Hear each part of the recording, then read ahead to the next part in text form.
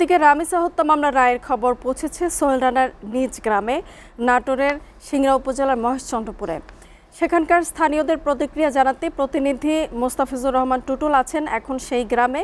আমরা সরাসরি যুক্ত হচ্ছি তার সাথে। টুটুল, সোহেল রানার পরিবার এবং এলাকাবাসী এই রায় নিয়ে কি বলছে, তাদের প্রতিক্রিয়া কেমন দেখছেন আপনি? মুনিয়া, আপনি যেমনটি বলছিলেন, এলাকাবাসী এবং গোটা দেশবাসী যেটা চাচ্ছে, এলাকাবাসীও কিন্তু তাদের চাওয়া একই। সোহেলের পরিবার আইনের প্রতি শ্রদ্ধাশীল। তারা বলছে যে আইনে যেটা আসবে সেটাই তারা করতে চায়। এলাকাবাসীর দাবি যে সর্বোচ্চ এই রামিসা হত্যাকাণ্ডের নাড়া গোটা দেশে যেভাবে লেগেছে, সেভাবে নাটোরও কিন্তু তার বাইরে নয়।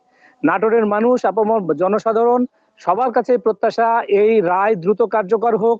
এলাকাবাসী প্রতিনিয়ত তারা আমি এলাকাবাসীর লোকজনের সাথে কথা বলে জেনেছি, তারা কিন্তু সরাসরি বলছেন যে এরকম একটা এহেন কর্মকাণ্ডের জন্য এলাকাবাসী হিসাবে আমরা খুব মর্মাহত।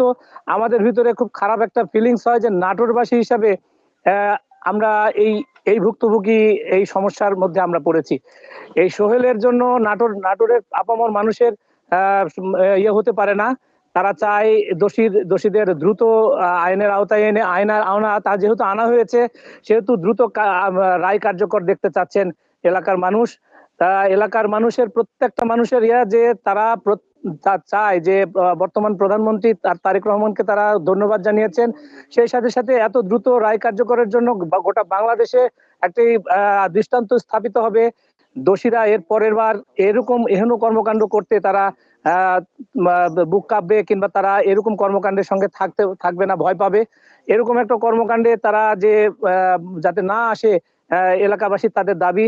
এবং এলাকার কিছু মানুষ তারা বলছে যে হুজুর থেকে শুরু করে কিছু মসজিদের ইমামের সঙ্গে আমি কথা বলেছি, তারা বলছে যে এই যে সোহেল রানার যে মৃতদেহ সেটা যেন নাটোরে না আসে,